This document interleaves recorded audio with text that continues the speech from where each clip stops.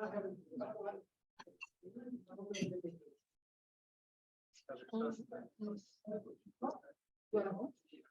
got any big plans?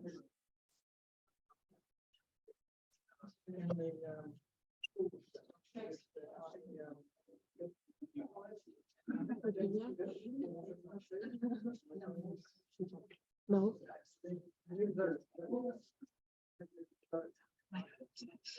Zoom control's gone.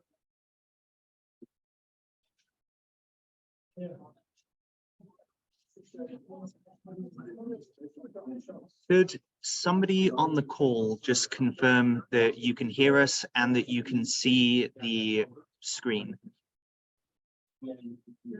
I can hear you and see the screen. Perfect. Thank you so much.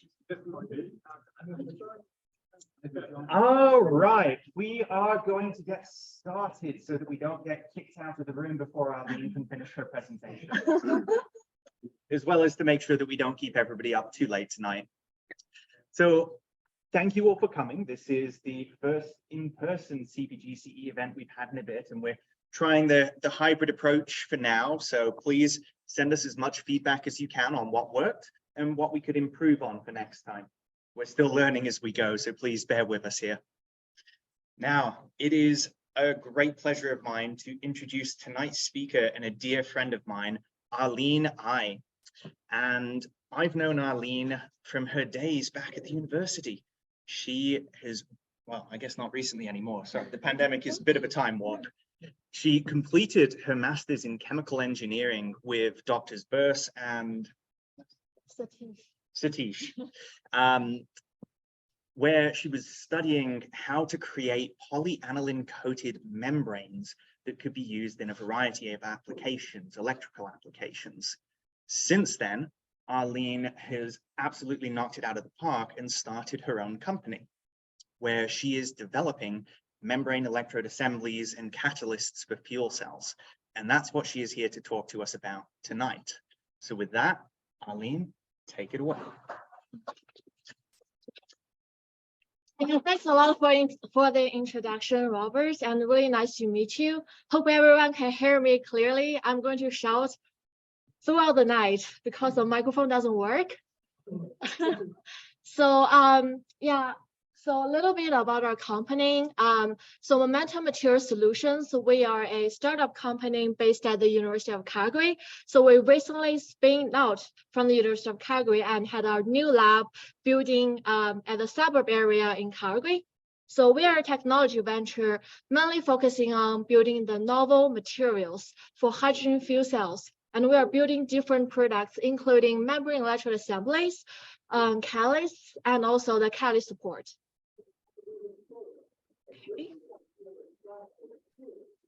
Next slide. Yeah, so here's our team here in Calgary. As Robert just mentioned, I graduated from the University of Calgary, and I founded the company with my co-supervisor, Professor Viola Burse. She's a lead scientist in hydrogen fuel cell and a world leader in electrochemistry. So I'm the CEO of the company, and actually most of the amazing results are achieved by Viola Group and some of my team members. I'm just the spokesman of this company, speaking and summarizing their technology results because they're doing everything in the lab at this moment. So if there's anything wrong that I said, here's the waiver. It's probably just because I'm a poor learner. There's nothing to do with their amazing results.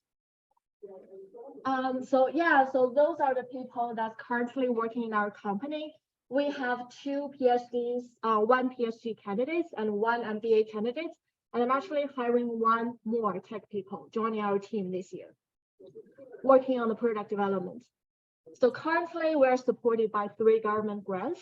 And those are just some glimpses of the equipment and resources we have right now.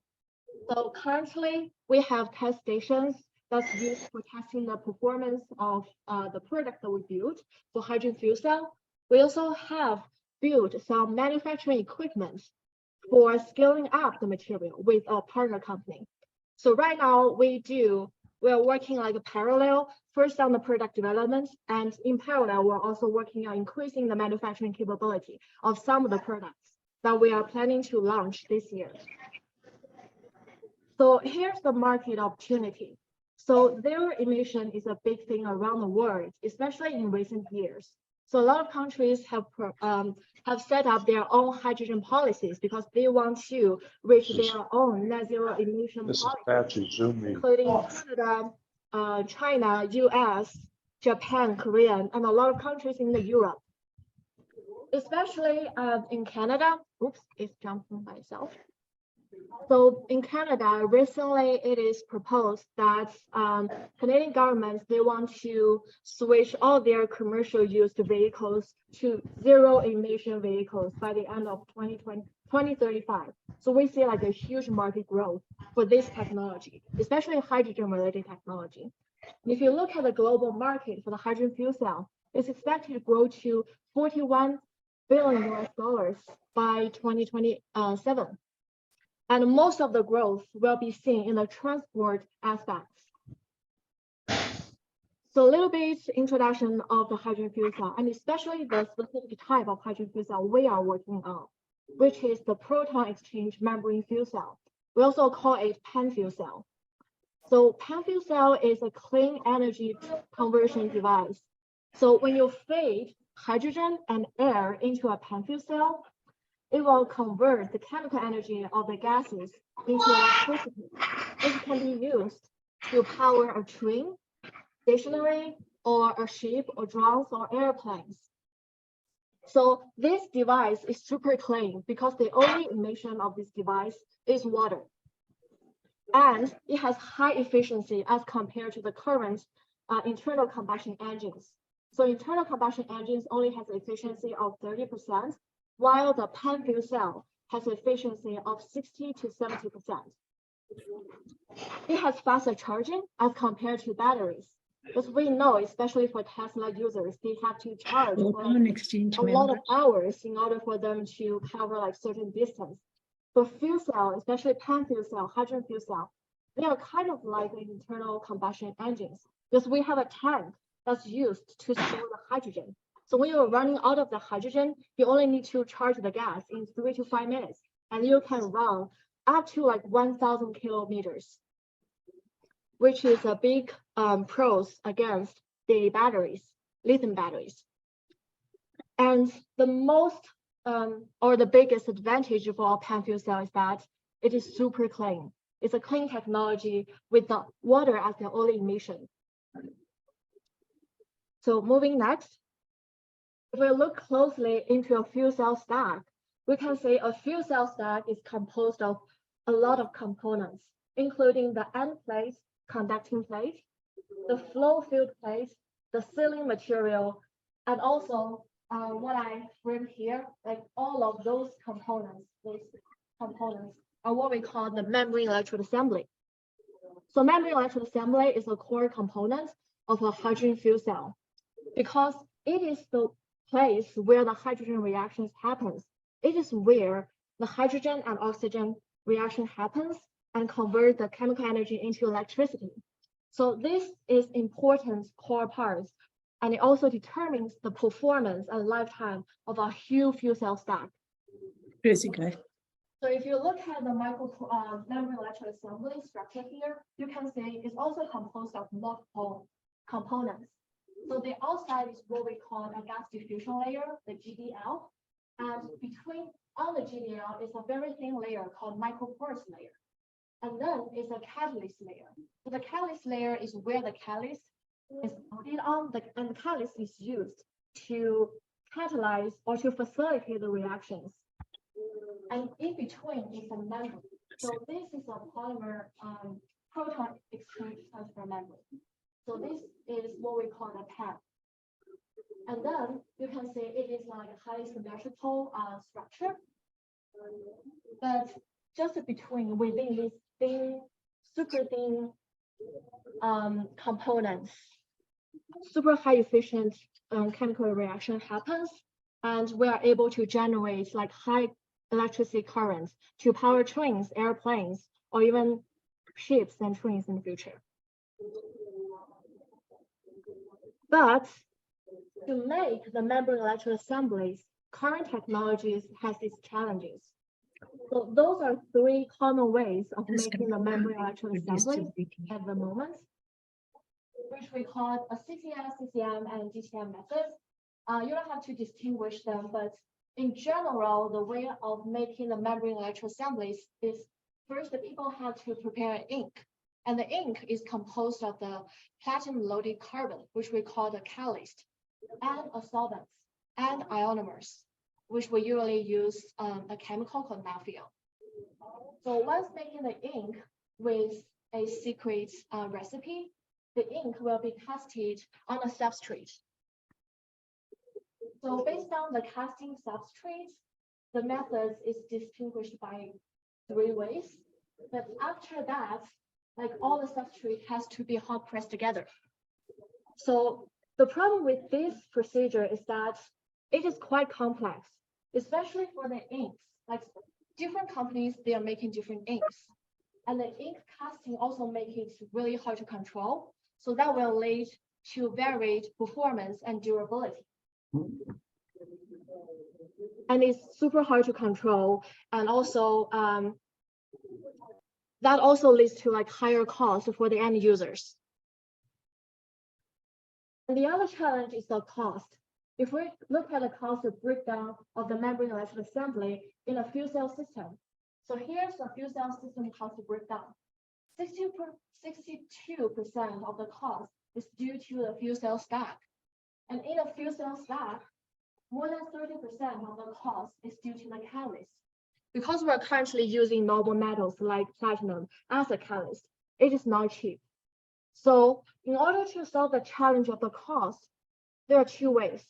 First way is we want to extend the lifetime of the fuel cell stacks. So people don't have to change their membrane electrode assemblies very often. That could save their operational cost. The second way is we want to decrease the use of the noble metals. Two ways can achieve these goals. So first, we want to increase the catalyst utilization so that we don't need to use a large amount of the platinum catalyst in order to achieve the same performance. The second way is to get rid of the platinum and using like other cheap materials to work as a catalyst. But currently, platinum is still the most efficient catalyst working in the hydrogen fuel cell system. So in that case, what momentum material solutions proposed is a solution, a fundamental solution based on the carbon materials that we developed.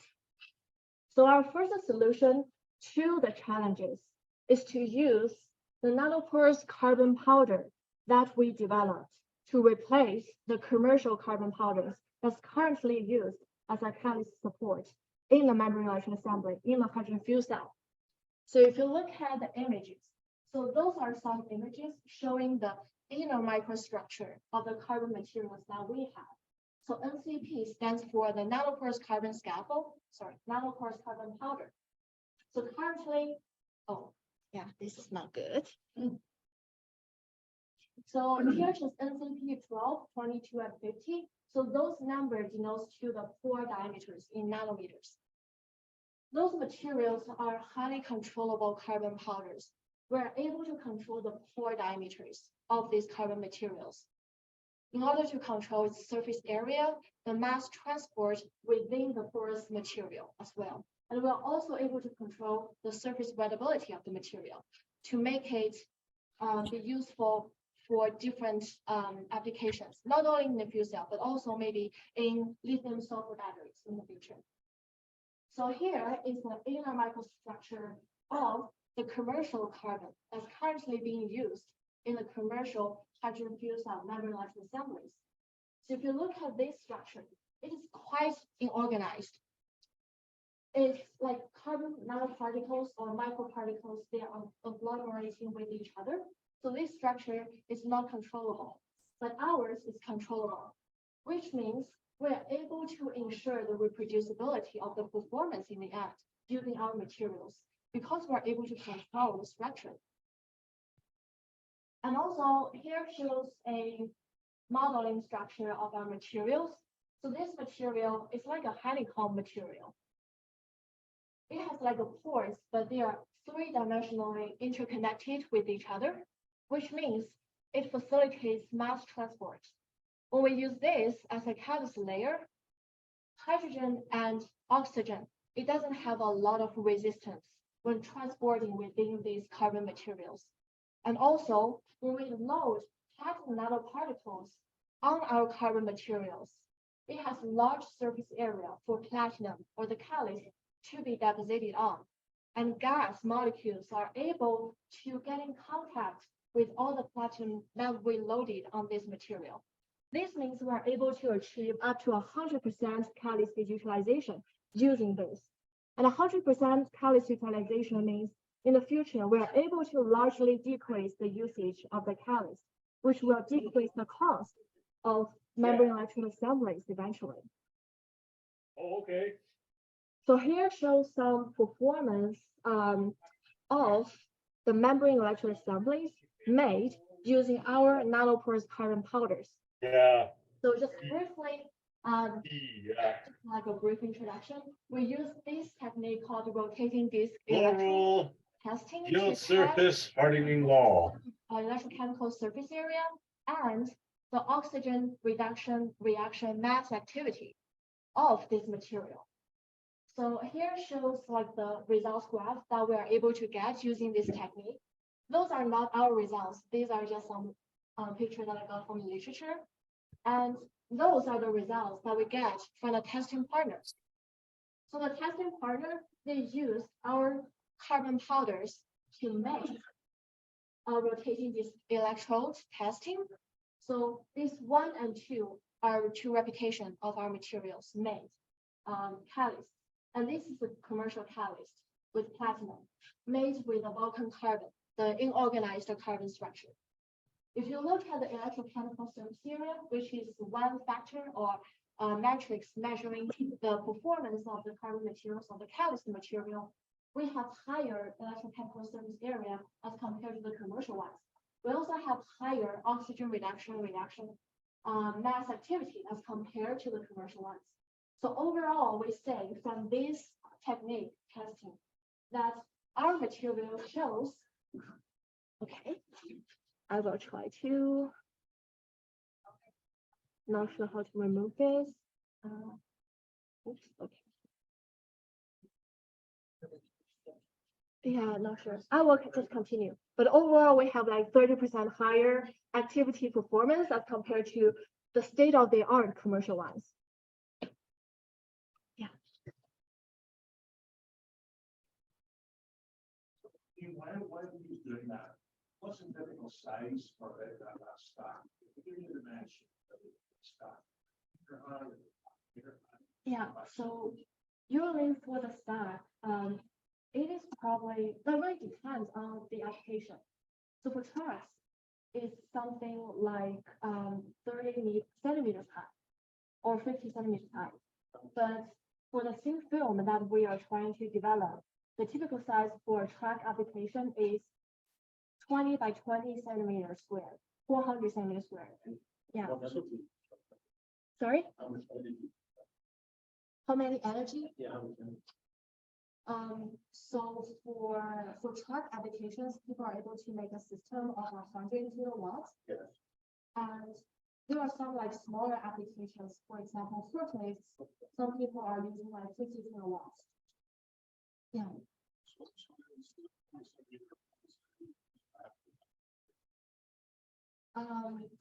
So the whole size will be larger because you are also insert the hydrogen tank. Yeah. Yeah, same as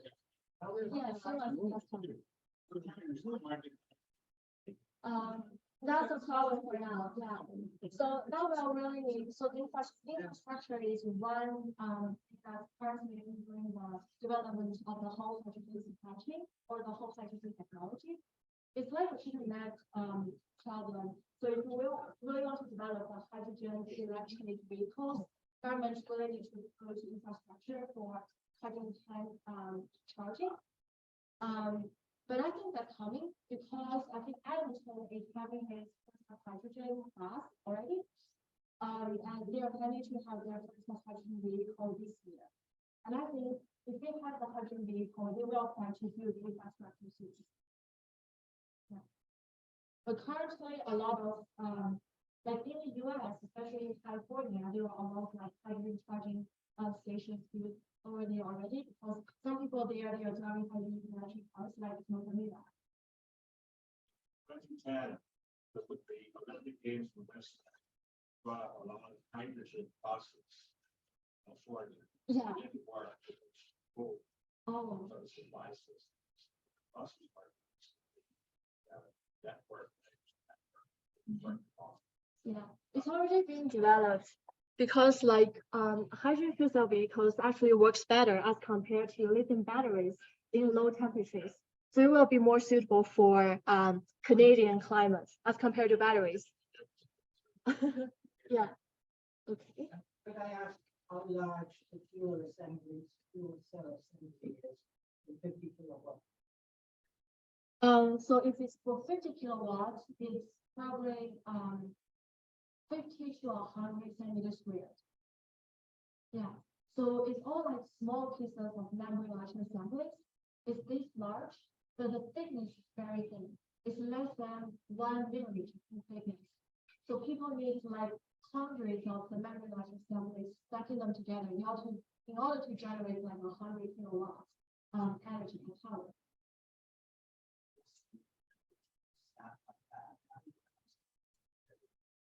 Weight one. So usually for a vehicle, you only need like 20 to 60 grams of the catalysts. Maybe Yeah. Eileen will just let you finish because we're gonna get cut off and there's 15 people listening to you online and they won't hear the question. Oh, okay, okay. Yeah. If we can just wait till the end. Oh, yeah, no problem. So yeah, I'll jump into this slide.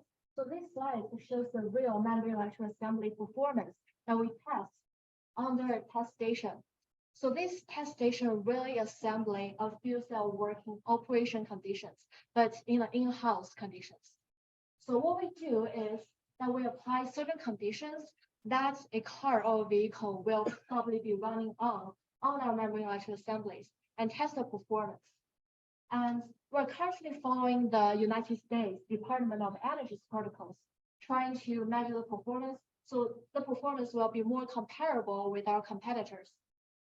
So here shows the typical performance curve of the membrane electric assembly.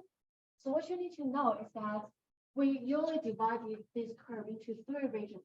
So this part is the activation region. So we will see a voltage loss due to activation potential loss or overpotential. So here is the ohmic loss, which we will have a potential loss or voltage loss due to the resistance within the system. And then we will have a mass transfer control region, where this part will have like a huge potential loss due to the mass transfer limitation. So in general, we want to have this curve to be more flat. So the flatter, the higher the voltage, the better the performance. So here shows the MEA1 and 2, which is the black and yellow, which is the membrane electric assemblies making using our materials, as compared to a commercial membrane electric assemblies that's made using a catalyst provided by one of the top companies around the world. If you look at the curves, we can say the performance at the activation region and at the ohmic region, initial of the ohmic region are very similar, but our material has less resistance loss at this ohmic region, as you can see here, because this blue line drops a little bit as compared to the red and black line. This is also due to the porous structure of a material, because it really facilitates mass transport and reduces the oxygen transport resistance. So that's giving us less ohmic loss during this performance testing. So these results show that we're able to achieve comparable performance as compared to the state of the as compared to one of the top catalyst providers around the world. No. How do I move to the next slide? That doesn't work. Oh, okay. So here shows what's really amazing about our technology. Here shows the durability performance results. So durability is a big thing for the fuel cell manufacturers around the world. A lot of people One of the challenges that's hindering the application of the hydrogen fuel cell is because of the short lifetime. Memory electric assemblies is not cheap, and the short lifetime is leading the end users, they have to switch their memory electric assemblies every 500 or 800 hours. And every time they need to pay for the new memory electric assemblies. So what we do is we go to the performance data of our materials. Here is the start of beginning of the life performance, and this is the end of life performance after the testing protocols. So this testing protocols is used by our testing partner. They are trying to use an accelerated stress test to simulate the lifetime of these memory electric assemblies. But generally speaking, the results shows that our performance only lost about 20% after 3,000 cycles. And the commercial catalysts, they lost 50% of their performance after just 1,000 cycles.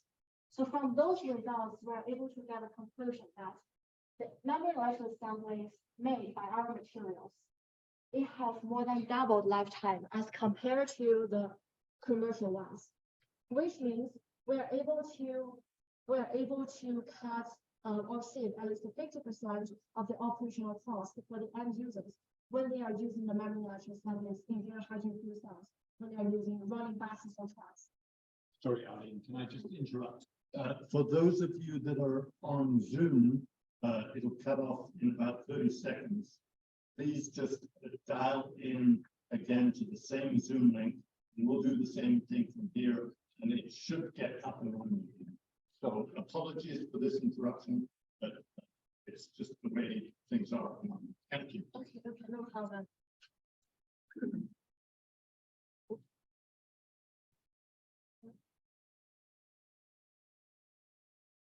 Yeah, longer lifetime, less operational cost. And based on our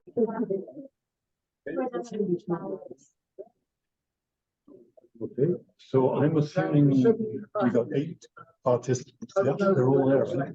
They've come back. Come back to us. Okay. Thank you, everyone, for putting up with this. We are going to pause our questions and then.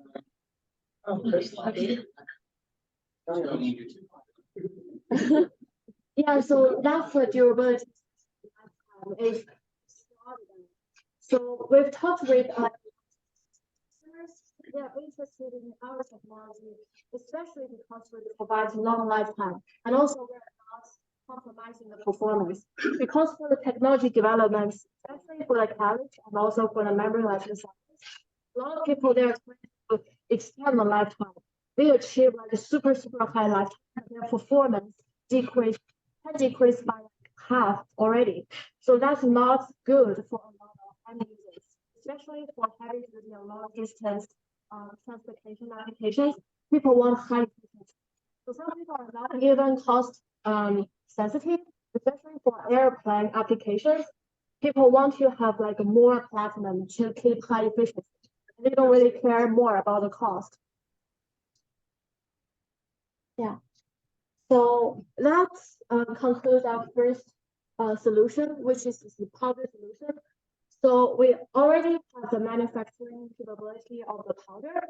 We've already provided some of the powder to some customers, international customers, and we're planning to increase our manufacturing of these powders to hundreds of kilograms by the end of this year to meet the customers' needs.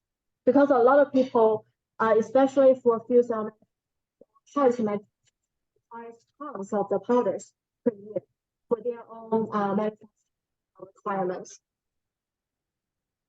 So here comes our next or the second solution. So this is a really novel. We call it a nanoporous carbon scaffold. It is a non-powder material. It is a film material, but it's composed of 100% of carbon. And we patented this material, and we are trying to use these film carbon materials to build the next generation membrane electric assemblies. So if you remember previously how people make the membrane electric assemblies, they use carbon powders added with African chemicals and the solvents to make the ink. And different companies have different recipes for the ink. But with these film materials, we get rid of the ink preparation, spraying or coating procedure. We can directly load catalyst onto this carbon film material, and then we do hot pressing all the parts together to make them. So the pros is that it is more controllable as compared to the powder solutions. Because it is a film, it's made as a film. We know the structure. We are able to tune the structure as well. We are able to control the pore size of the material. It is highly scalable. It has high conductivity because it's a continuous carbon material. Not like carbon powders, when you mix them with ionomers, there will always be some disconnection between carbons. So that will hinder or decrease its conductivity. And good news is super scalable as well. As you can see here, currently we are able to make like large and long carbon films in our own lab in-house. So what we want to do with this carbon film is that we want to replace the microporous layer and the catalyst layer together with our carbon films. So in this case, we only need gas diffusion layer, carbon film, membrane to assemble the membrane electrode sample. So the carbon films also has a three-dimensionally interconnected porous structure as the powder one. But the thing is, as I mentioned, it's a continuous material. There's no hindrance of electron transport within this carbon material. And also, it also has really, really good or low porosity that facilitates transport within these carbon materials. So we're also able to increase the catalyst up to 100%. And we're also able to tune the carbon surface to make it more resistive to carbon. That will also likely increase the lifetime of the membrane electrode assemblies in the future. Oops. Oh, and here's the image of the membrane electrode assembly sample that we made at our lab. So it's a small piece that we currently are able to make at the moment. So those are some published data showing how our next generation membrane electrode in general, so this data was published in 2021 by one of my colleagues. She did experiments at Stanford University. So people at Stanford, they tested the membrane electrode assembly performance using their own test station. So if you look at the polarization curves, this blue one, actually all of them are the performance of the membrane electrode assemblies making using our carbon films. And this one shows the catalyst activity of the commercial ones and our ones. So this blue one is the catalyst activity of the commercial one. And this red one is the mass activity of the best performed membrane electrode assemblies making using our carbon films.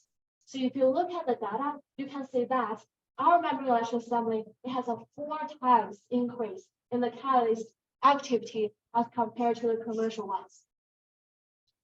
And here shows a lifetime or the durability performance as well. So the red one, the solid one, is the beginning of life performance, while this empty-1 triangle one is the end of life performance. So if you look at the data, especially the mass activity changes, the change is little, which means after a long time durability testing, our performance is still maintained at a high level without a lot of.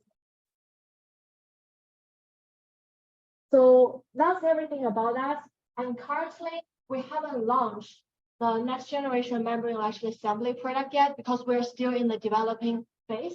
But this technology, this carbon film technology was invented in 2014. And last year, we finalized our 1 centimeter by 1 centimeter lab prototype for lab testing.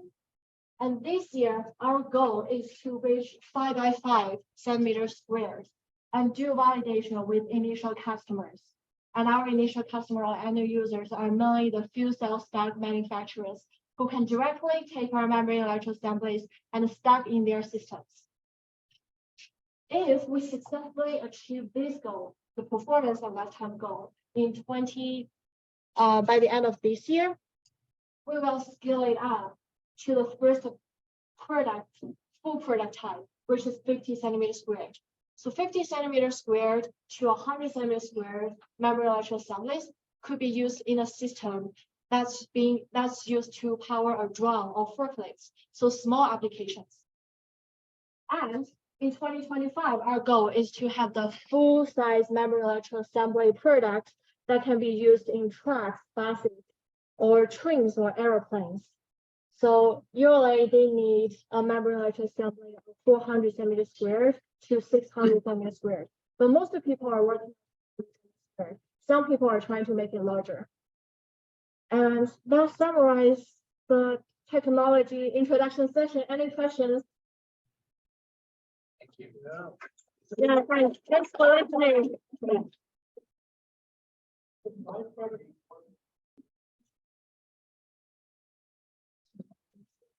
Yeah, that's a great question. So graphene is more like a monolayer flake materials. And I don't think you are able to make a porous material with graphene that you can control the pore size. The other difference between graphene and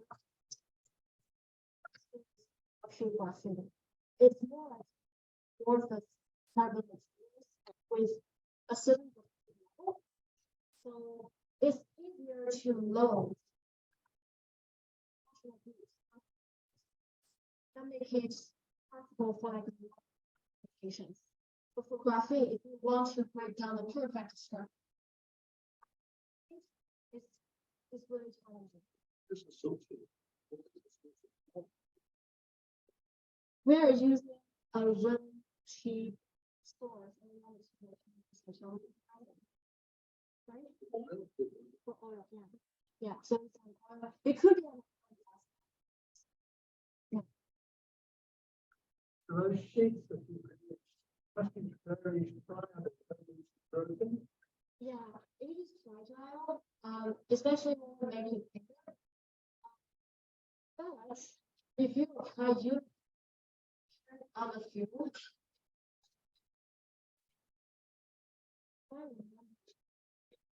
it can handle up to. But Yeah. I'm just thinking, manufacturing and then transport, it's gonna break a lot.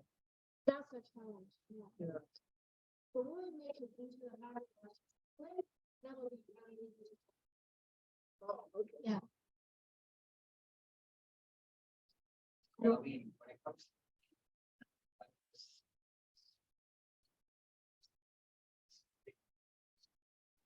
like fair amount of time, you know, messing about with things, asking those things. No, what percentage of the cost of the results? That's a good. Yeah, I also don't know, and also. Yeah, when they are making. So there are already.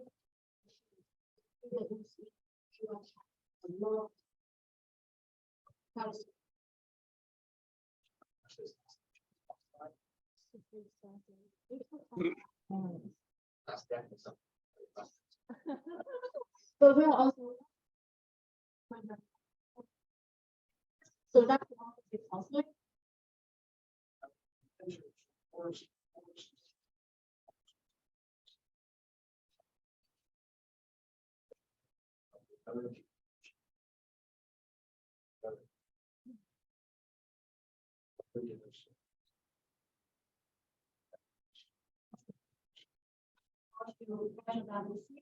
So we just got the equipment access.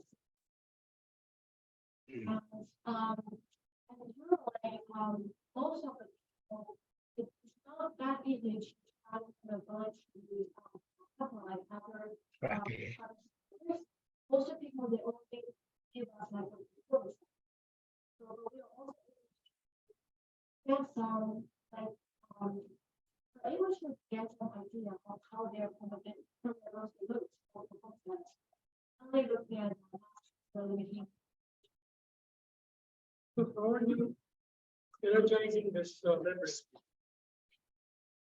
this MEA system, when it's ready, how do you energize it to generate electricity? What's the feedstock?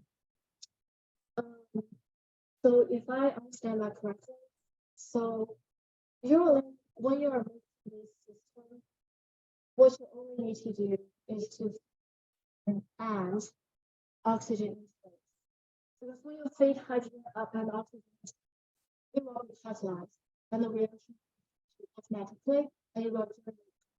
How much hydrogen? That's a great question. It depends on the system. You're still not burning the hydrogen to produce hydrogen. You are not burning hydrogen. Yeah, so it's electrical reactions. There's no burning. It's pure chemical conversion. Yeah. And your byproduct you said is water. Yeah. So does that heat? And heat. is that water poisonous?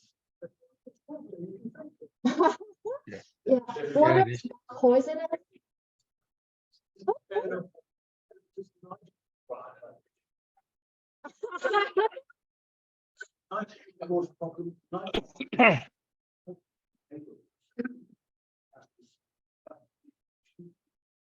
No, there's no pollution. So nitrogen, so this is a really mild reaction. So nitrogen won't have any reactions. No, yeah. It is. Yeah, I can probably make it clearer. So the memory electron assemblies, the memory is served as a separator in between. So the memory inside is actually separating hydrogen and air. And the memory is only able to transport protons. So it's like two half reactions. So here, hydrogen is reduced, hydrogen is oxidized, and it generates proton, and proton will transport to this side. And at this side, oxygen will be reduced, and it combined with a proton to generate water. So there's no contact. Usually, there's no contact on gas crossover, but even during our own test, we see gas crossover. This condition won't trigger any hydrogen-nitrogen reaction. Yeah, go ahead. In your characterization of use of electricity carrying fuel cell, mentioned vehicles. Didn't mention.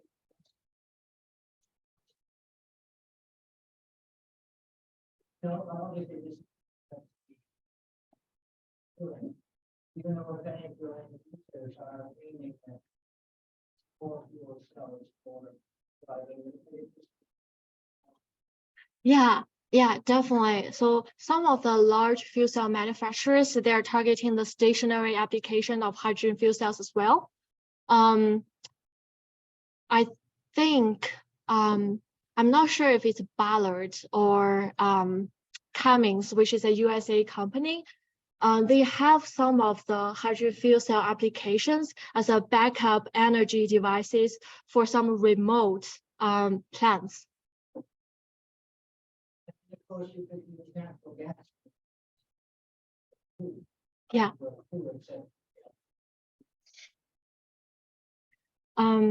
Yeah, but the one thing is that platinum could be poisoned by CO. Yeah, so if you have CO, platinum wouldn't catalyze the reactions anymore. Any of your end users.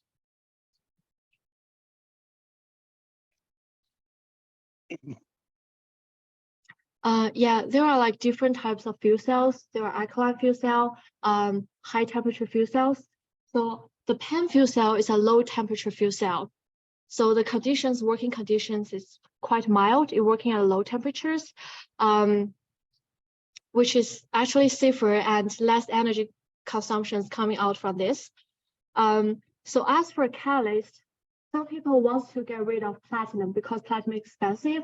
So there are like a lot of trials. For example, some people are using the alloy, platinum cobalt alloy. Some people are trying to use non-precious metals, such as doping with some of the other nitrogen, sulfur, or fluorine related groups onto the catalyst support. But all of those have their problems. So platinum cobalt performance is good, but the durability is not that good. Because cobalt durability is actually even, yeah. Hope I remember this correctly. They also use metals. Yeah. I think it was not. Oh, I didn't know.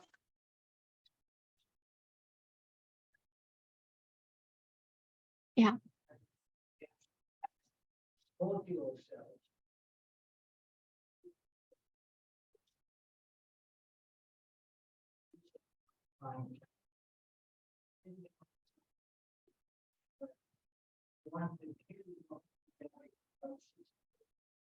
Very suitable for a house.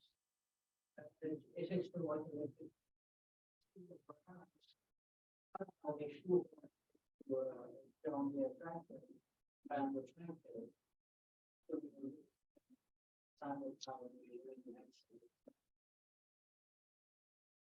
Yeah. And I wondered where they'd gone with that.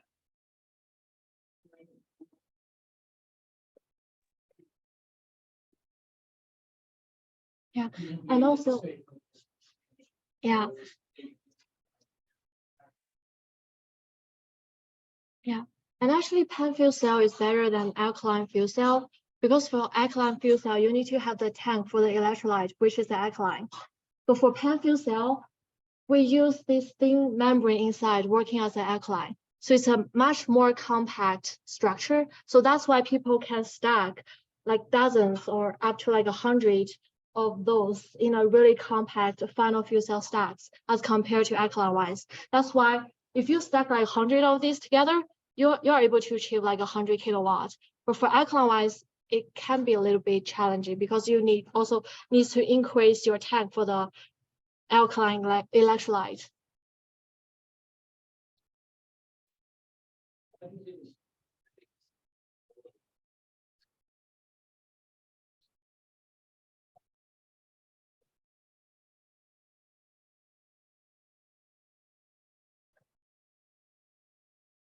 Yeah. Actually, that's why like for the fuel cell manufacturers, they also adding plastic and sealing materials in between in order to prevent hydrogen crossover or leaking.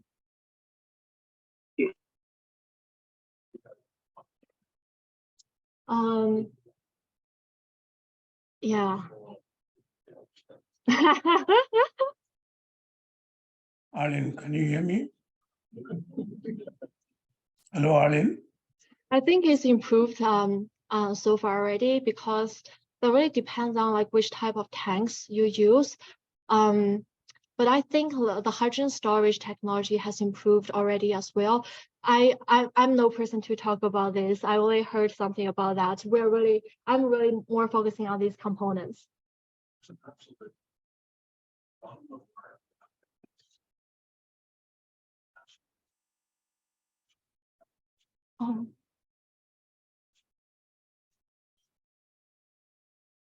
Oh, okay.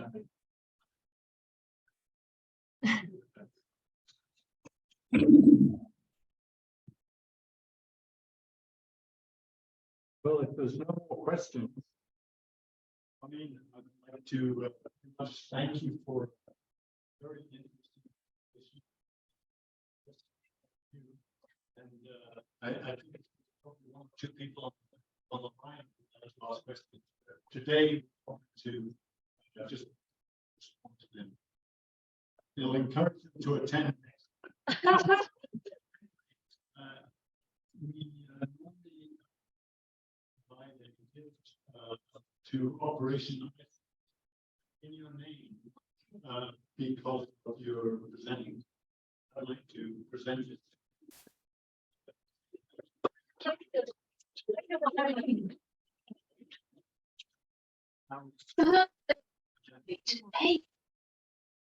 Thank you very much, everybody online. Okay, is that it?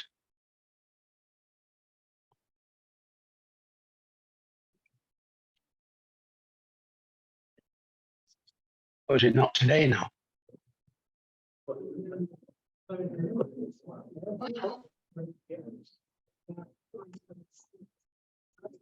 Oh, it's tomorrow. Fine, just today. Okay, thank you.